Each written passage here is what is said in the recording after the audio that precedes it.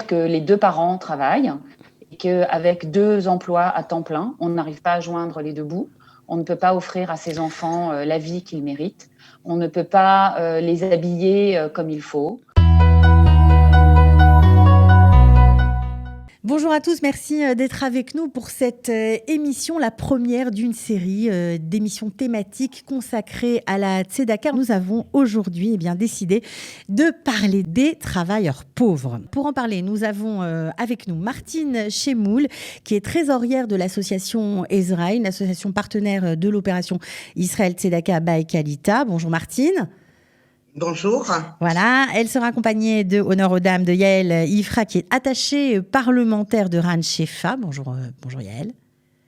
Bonjour Cathy. Voilà, merci de nous avoir rejoints ce matin. Je ne viens pas du tout en tant qu'attachée parlementaire de Ran Shefa, je viens en tant que personne qui connaît bien la politique en Israël et qui vient la médiatiser un petit peu auprès des Olim de France. Voilà, mais c'était simplement pour expliquer, expliquer ce que vous faites dans la vie. Évidemment, vous venez à titre personnel, pas de problème. Et Jean-Claude Bensoussan, qui est aujourd'hui membre fondateur de l'Espace francophone et qui siège à la commission d'action sociale de cette association. Bienvenue à tous les trois. Alors, juste pour commencer, on va vous donner quelques chiffres. 20% de la population en Israël, ça correspond à environ 1,8 million. Ça, c'était les chiffres de 2019, vit sous le seuil de la pauvreté. On imagine qu'avec le corona, les choses se sont aggravées. Alors évidemment, nous sommes la Startup Nation, mais nous avons aussi beaucoup de travail en matière d'égalité sociale. Qu'est-ce que ça veut dire aujourd'hui d'être un travailleur pauvre, Yael ? Déjà, qu'est-ce que ça veut dire d'être pauvre en Israël ? Après, un travailleur pauvre, faut comprendre qu'en Israël, parmi les familles, 55% vivent en dessous du seuil de pauvreté. Donc, ça veut dire que 2 parents travaillent et qu'avec 2 emplois à temps plein, on n'arrive pas à joindre les deux bouts. On ne peut pas offrir à ses enfants la vie qu'ils méritent. On ne peut pas les habiller comme il faut. Alors 55%, ce chiffre, il vient d'où, Yael, 55%? Le chiffre, c'est les chiffres du Bitoire Léomi, donc de l'assurance sociale israélienne, qui publie tous les ans un rapport sur la pauvreté. Celui de 2020 étant paru la semaine dernière de façon incomplète à cause du corona, mais ils ont quand même tenu à faire paraître les données. Donc on a des données de la semaine dernière qui corroborent effectivement ce que tu as dit, Cathy, à savoir un 22% des familles israéliennes vivent sous la ligne de pauvreté, sachant que la ligne de pauvreté cette année, elle a baissé, c'est-à-dire comment calcule-t-on la ligne de pauvreté ? Elle est calculée à partir de la moitié du revenu médian israélien. Voilà, donc c'est comme ça qu'on calcule, et du revenu moyen israélien, pardon. Et donc en fait, comme le revenu de tout le pays a baissé pendant cette année à cause du corona, on a bien compris, beaucoup de gens ont été au chômage, en congé sans solde, etc. Donc la ligne de pauvreté a baissé, ce qui ne veut pas du tout dire qu'il y a moins de pauvres. Tout le pays a glissé vers le bas. Voilà, donc ça c'est une première chose. Donc ces données, elles existent. Et à l'intérieur des pauvres, effectivement, on a beaucoup de familles. Donc 15% des familles israéliennes sont pauvres, entre 15 et 16%, et 55% des familles pauvres sont des familles où on travaille, où les 2 parents travaillent. Et il y a aussi la situation particulièrement catastrophique des mères célibataires, ce qu'on appelle les mères célibataires, qui, elles, se récoltent le pompon, puisqu'elles travaillent, elles élèvent seules leurs enfants. Et ça a évidemment des conséquences au niveau quotidien qui sont terribles. Alors, justement, les enfants. Bien sûr. Alors justement, Martine Chemoul, vous êtes, on va dire, en prise avec cette réalité quotidienne au sein de l'association Israël. Vous avez aidé de nombreuses familles. Quels sont les profils des gens qui, cette année, ont bénéficié de l'aide de la Tzedaka 2020, du Israël Tzedaka by Kalita 2020 ? Est-ce que les profils ont changé ? Donc nous avons beaucoup de familles nombreuses. Nous avons également des familles dont la mère est seule, soit divorcée, soit célibataire. Voilà, et donc ce sont des gens qui sont, on va pas dire des travailleurs pauvres, parce que malheureusement, la majorité de nos familles sont au chômage, 80%. Avec un chômage qui est largement imputable au corona.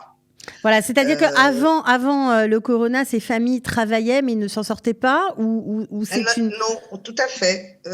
Alors, ce qu'il faut savoir, c'est que la plupart de nos familles sont donc Je rappelle qu'Israël s'occupe des Olim francophones de la ville de Netanya. Donc, ce sont des personnes qui ont un très faible niveau d'hébreu et qui se retournent souvent vers des sociétés françaises pour travailler, avec des emplois qui sont des fois tout à fait aléatoires.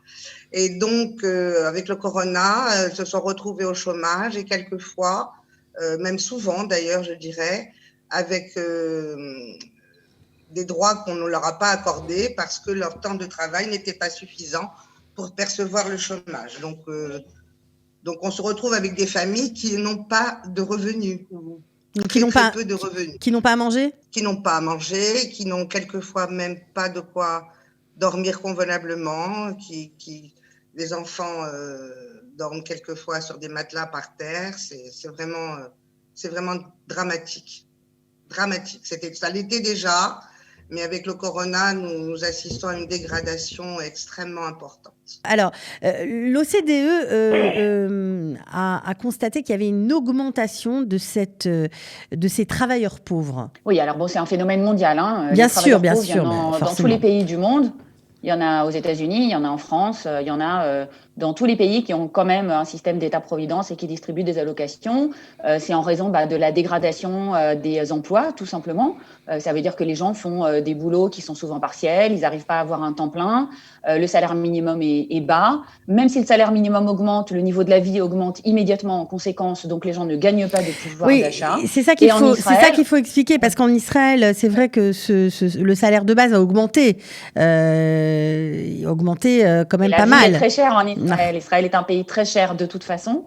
Et non seulement ça, Israël est le pays avec la natalité la plus élevée de tout le monde développé. Donc, les familles de 5, 6, 7, 8, 9, 10, 11, 12 enfants, il y en a partout en Israël. Et quand on a 2 salaires, pour nourrir 12 enfants, c'est un peu compliqué.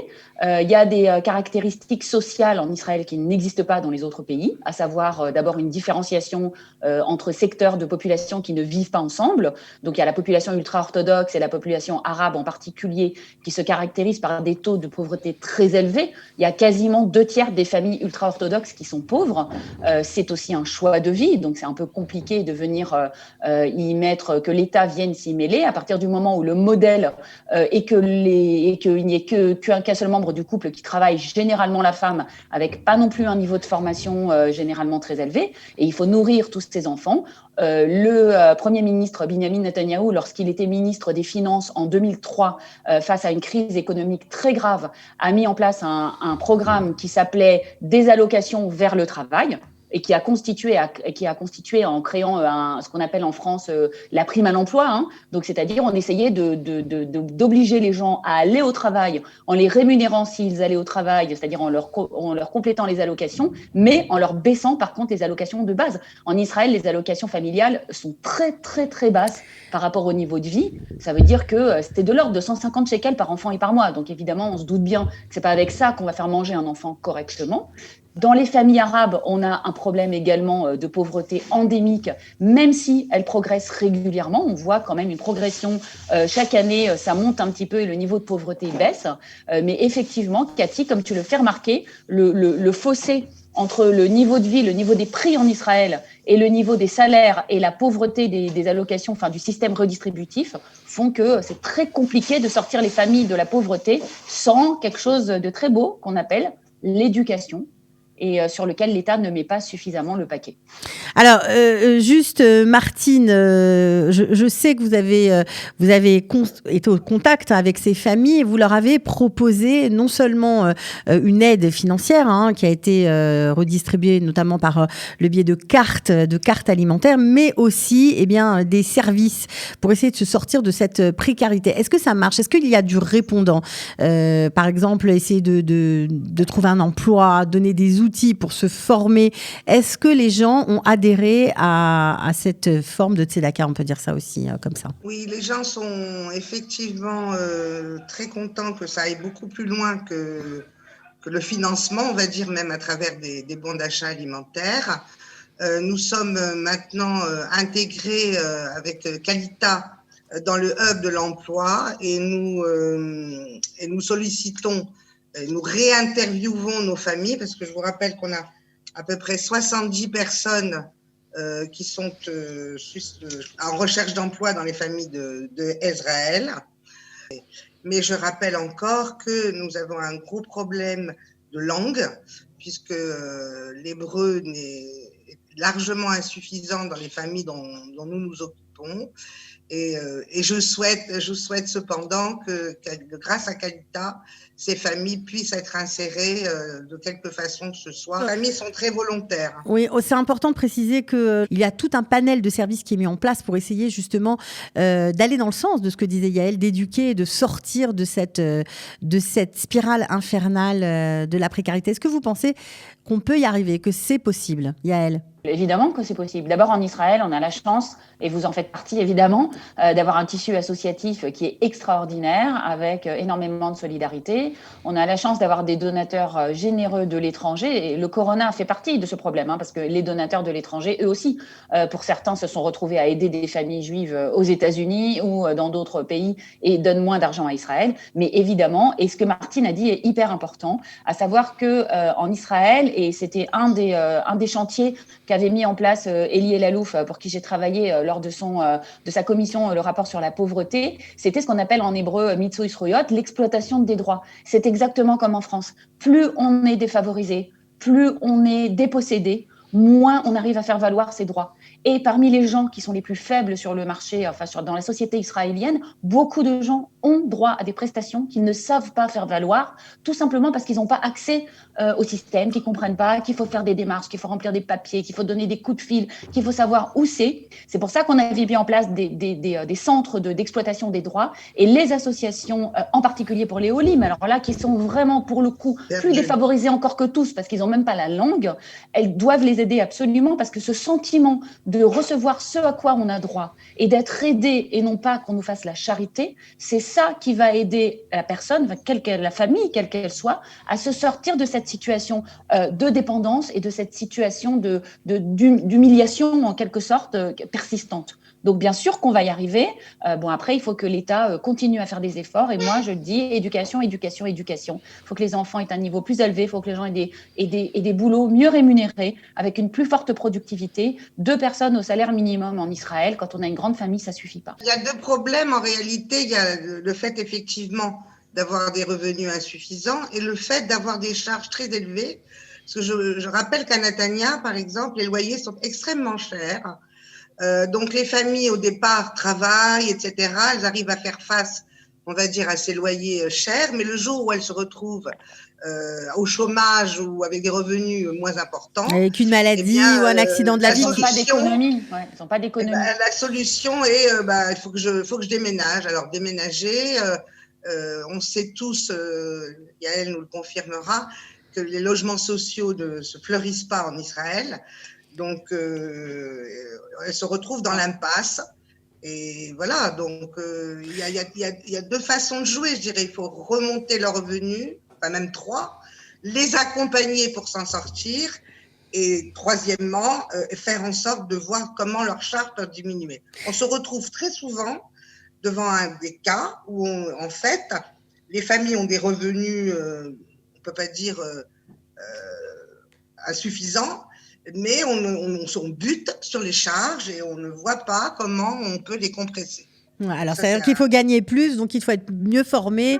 Il faut, oui, prendre de l'aide pour s'en sortir, pour même psychologiquement réussir à respirer, à se dire qu'on va penser à autre chose. Parce que penser à une formation, il faut déjà avoir le frigo rempli. On comprend bien qu'on ne peut pas penser à changer de vie si le minimum vital n'est pas assuré. Alors, Jean-Claude, est-ce que vous, dans cette commission sociale que gère l'espace francophone, vous avez eu des cas similaires de travailleurs pauvres, de familles ou de retraités? Je pense aussi aux retraités qui ont des petites retraites et pour qui c'est compliqué, ou aux jeunes couples qui n'ont pas assez d'expérience et donc qui souffrent d'un manque de revenus, en tout cas des revenus insuffisants. Vous êtes confronté à ces situations aussi, Jean-Claude? Le 18, nous aidions à peu près une quarantaine de familles uniquement à Pessah et à Tifri. Grâce au programme initié par Qualita, nous sommes passés aujourd'hui à Ashdod à 150 familles qui reçoivent une aide mensuelle qui va de 300 jusqu'à 750 et parfois 1000 shekels par mois. Alors, il y a plusieurs problèmes qui ont été évoqués par Martine et par Yael. C'est la détresse des enfants qui vivent au quotidien la détresse de la famille. Il faut voir que ces enfants-là entendent les parents toute la journée dire quelles sont les difficultés pour payer le loyer, pour remplir le frigo, etc. Je crois qu'il y a une première mesure, c'est d'aider ces enfants. Il y a une deuxième détresse, c'est de remplir les frigos.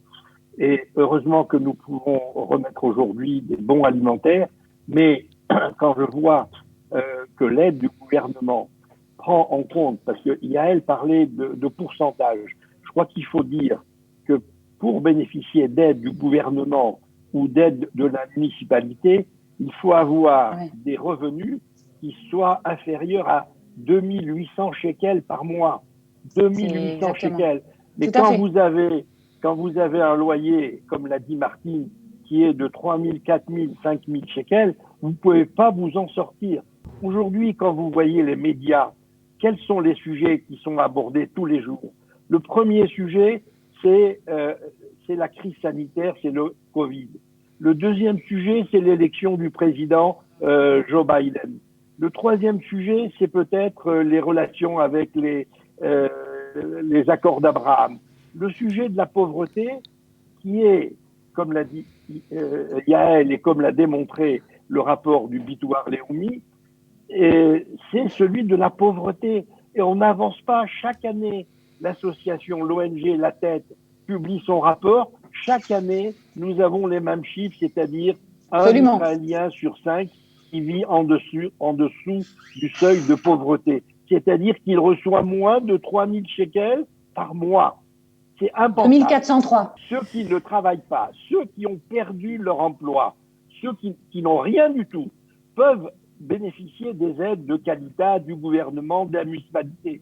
Ouais. Mais ceux qui se battent et qui ont un emploi peu qualifié, mais ceux-là, c'est impossible de s'en sortir parce qu'ils ne peuvent pas bénéficier d'aide de l'État ou d'aide municipale. Et donc, il y a des problèmes de tension dans le couple. Alors, tout à l'heure, moi, je fais partie de cette commission d'action sociale. On essaye de prendre contact avec ces familles pour les remettre sur le chemin de l'emploi.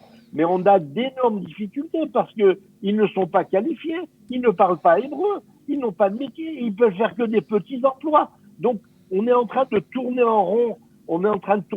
Et tous les jours, on nous signale des tensions sociales, des tensions dans le couple, des divorces qui sont là, des enfants. C'est très, très, très difficile. Alors, c'est pour ça que cette année, Jean-Claude, c'est important de soulever ces thèmes. Hein. Évidemment, cette année, le thème de la campagne, c'est se nourrir, se vêtir, se loger et vivre dignement. On comprend bien que le soutien en bons alimentaires est important, mais c'est insuffisant.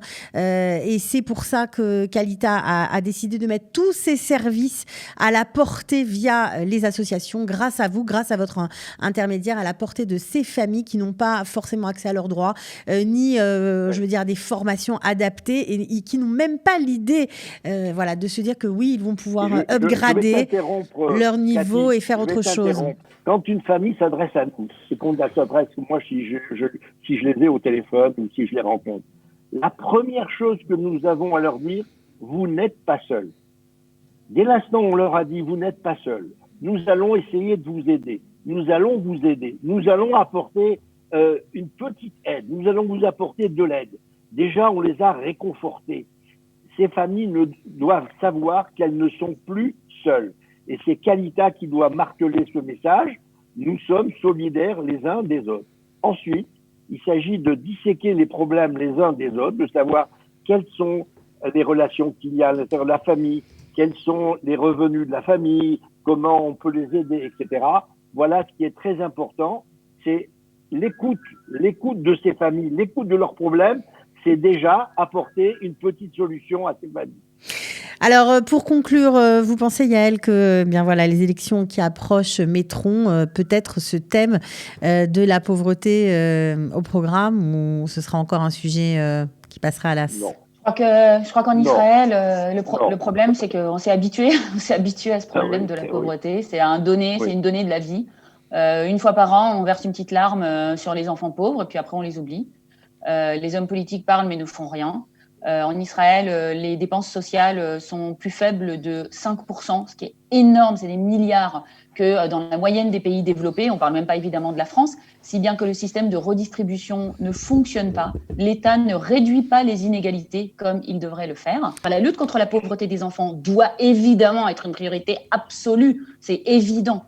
Ce qui est très important, c'est que ces enfants mangent à leur faim et de quoi faire des études correctes, qu'on s'occupe d'eux, qu'on les aide psychologiquement, qu'à chaque fois qu'ils ont une situation de détresse, on soit là pour s'en occuper. Nous avons la chance, et ça je le constate tous les jours, à chaque fois que nous lançons un appel de solidarité auprès de nos concitoyens franco-israéliens, ou même en France, route l'arrête, nous avons des centaines, des milliers de familles, de donateurs qui nous aident. Et alors là, justement, encore une fois, merci exactement à tous les donateurs d'Israël et de l'arrêt qui viennent en aide. On va simplement devoir conclure maintenant. Peut-être un dernier mot, Martine, justement, pour inciter les gens à soutenir cette campagne de Tzedaka, dont la dernière journée de collecte sera le 21 février. Voilà, c'est important de préciser que cette année, on veut donner plus d'argent, mieux aider les familles, c'est-à-dire leur donner plus d'argent chaque mois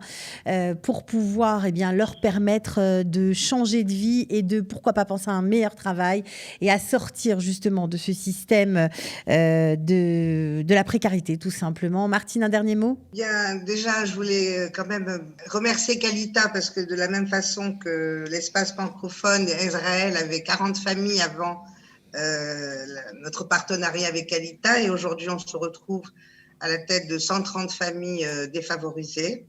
Donc merci Kalita, parce que faut savoir que les associations en Israël collectent des fonds en faisant des activités, des soirées dansantes, des cinémas, etc. Mais que depuis le Covid, il n'y a plus rien qui rentre. Et si Kalita n'avait pas été là, aussi bien nos 40 familles que les nouvelles, je crois qu'elles auraient été totalement abandonnées. Donc merci beaucoup à Kalita. Vraiment, remercier et soutenir toutes les associations qui, à Hedera, à Haïfa, à Netanya, à Jérusalem, à Tel Aviv, à Ashdod, viennent au secours des Olim francophones. Les associations font un travail extraordinaire d'identification des familles en difficulté et de soutien psychologique et de soutien financier vis-à-vis de ces familles. Voilà, alors en tout cas, je voulais vous remercier à tous les trois vraiment pour avoir participé à cette thématique sur les travailleurs pauvres. On aura compris qu'il y a encore beaucoup de choses à faire. On espère que les donateurs auront été sensibilisés par ce problème, voilà, parce que les gens ne sont pas pauvres par choix. C'est hyper important ce que tu dis. Ce n'est jamais un choix. Ce n'est jamais un choix de se retrouver dans cette situation. Il faut aider les gens à reprendre le pouvoir sur leur vie. Il faut les aider à s'en sortir par eux-mêmes. Il faut les aider à gagner dignement leur vie, à se regarder dans la glace en étant fiers d'eux-mêmes et fiers d'éduquer leurs enfants. Et c'est surtout ça qui est important. Donner de l'argent, une aide ponctuelle, c'est important. Mais il faut surtout les aider à savoir qui ils sont, à être fiers de qui ils sont et à avancer. C'est tout l'objectif pour cette campagne de ville 2021. Merci à tous les trois et à très bientôt.